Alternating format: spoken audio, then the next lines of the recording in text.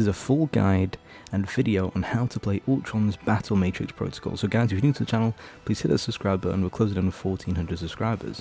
So first of all, starting off, after entering the match, each player selects 6 heroes from a randomly assigned hero pool based on certain rules to form their match lineup. Players will go through multiple rounds of battles in the end until there is a victor. So the 6 heroes you can choose can be anyone. You decide the team based on what comp you want. 2 support, 2 vanguard, 2 duelists, 6 support, 6 vanguard, 6 duelists, whatever you want. You make the decision. But these characters can be changed when you're in the game. Battle rounds are divided into 2 categories. PvP, when you verse a different player in a battle protocol, and the other game mode, which is PvE, practice protocol, where you actually play against a computer, against the bot, and you can clearly tell the difference because these are the bots on the screen. They're big, giant purple bots, and they pretty much do get destroyed. So that's how you know who you're playing against. In a battle protocol round, players are paired evenly to engage in a battle. Players who lose the match will have their health points deducted, and you can see that when you lose your final player on the screen. Here, bang, you get hit, and my health dropped to 33. You can also see where everyone's health is on the right hand side of the screen, and if there is a tie, players on both sides will lose health points. If the number of players at the start of the round is odd and pairing cannot be evenly matched, the unpaired player will face a mirrored lineup of randomly selected opponent. If the unpaired player loses or ties, they lose health. If the player wins, the mirrored opponent does not lose any health. When a player's health reaches 0, they are eliminated and can no longer participate in subsequent battle rounds. You get your final hit and it will come up on the end like victory, depending on where you place. The rank is determined by the number of players remaining. The match ends when there's only 1 player that remains, and after you lose, if you don't make it to the final 2 people, you can spectate and watch the rest of the game. So how does the round structure work of this game mode? So each round consists of a preparation phase and a battle phase. During the preparation phase, players can spend tokens to purchase modules that enhance their lineup, adjust hero positions, or swap heroes, with changes taking effect at the start of the battle phase. In the battle phase, players may also buy modules or swap heroes, but these effects will be implemented in the following battle phase. The battle phase is divided into 2 stages, the battle protocol and the speed up protocol. During the speed up protocol, heroes will receive a 120% damage boost. So that's something that you have to really pay attention to, where there is 2 stages to every battle. A lot of people don't know that so far, that there's a battle protocol and a speed up protocol, and during the speed up, players will get 120% damage, because during that stage, you may just want to use your shift or your E, and depending on when you want to actually use those extra abilities that you have. So this is how each round works in this game mode.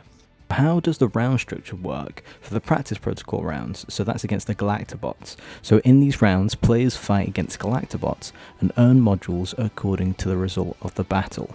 There are a total of 5 rounds of combat against the Galactobots, occurring in rounds 1, 6, 11, 16 and 21.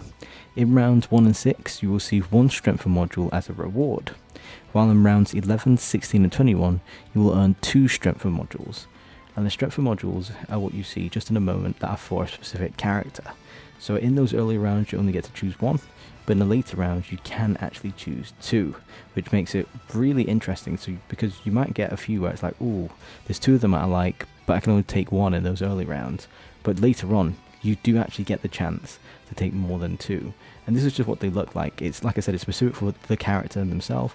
It can be increased through their ultimate, their normal ability, and it is a really good, useful thing to maybe bank on, especially if you're getting a new character, because if you trade out one of your heroes, they don't keep that thing, so they actually start with none of these strength modules. So how exactly does the token acquisition work in the game? So these are the tokens you can see on the screen, and at the start of each round you gain 15 base tokens. Winning a round against an opponent grants you 2 tokens, and if you achieve consecutive wins or losses, you receive an additional token rewards or compensation. Starting with 1 token, each consecutive win or loss increases it by 1, capping at 4 tokens after 5 consecutive wins or losses. So that compensation or token rewards. It happens for either a loss or win, because if you're losing a lot, they may think, right, you really do need a couple of tokens to try and get back into it. And at the start of the round, for every 10 tokens in your possession, you gain an additional 1 token with a maximum bonus of 5 tokens. So if you had 50 tokens in your possession, you would get a maximum bonus of 5 tokens. And for every 1 health the Ultron drone loses, you receive 1 token as compensation.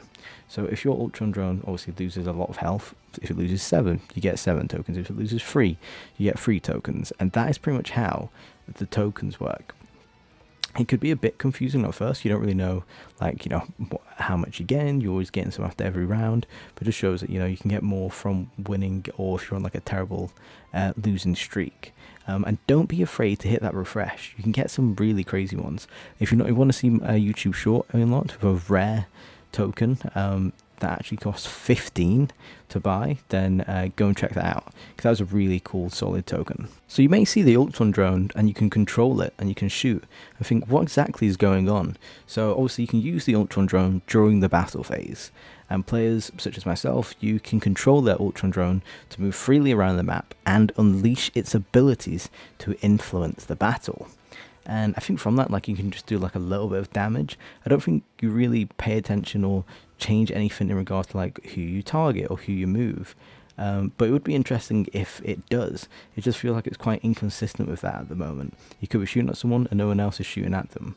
You also can't shoot the other Ultron drone in the sky.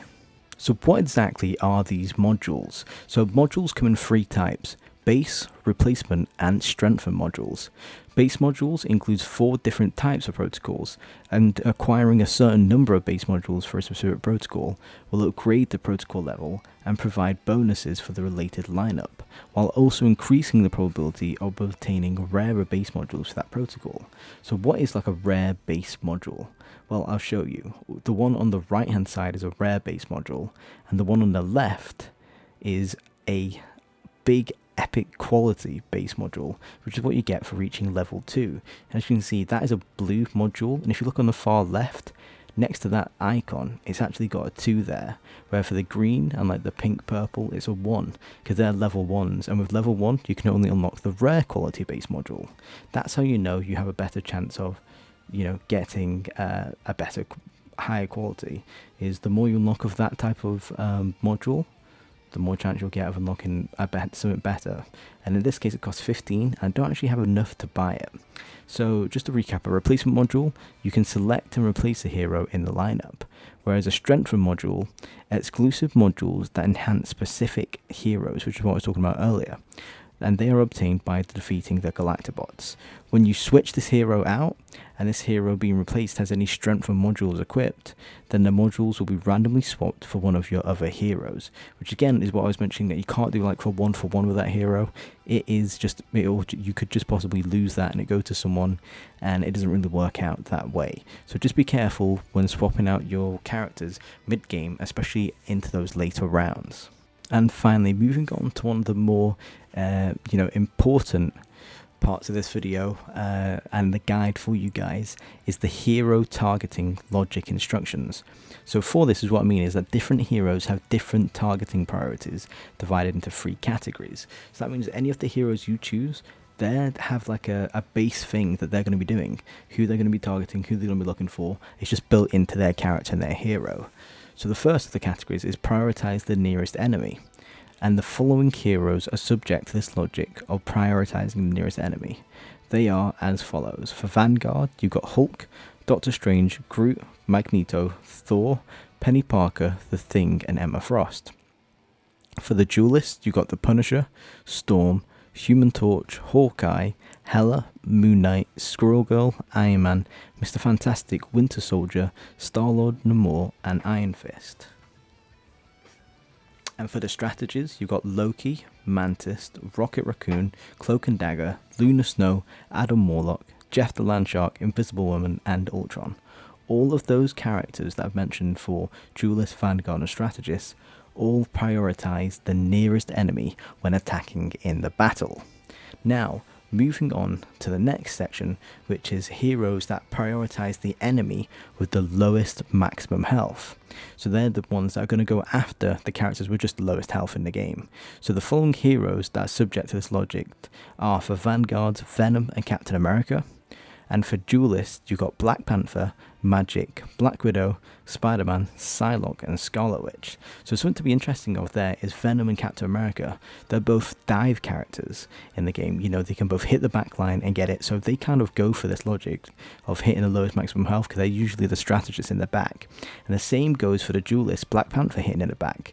The same with Magic, Spider-Man flying in, Psylocke. All these characters are really good at doing that. So they're the ones that you want to use if you want to put some characters higher up at the start, like on the right hand side.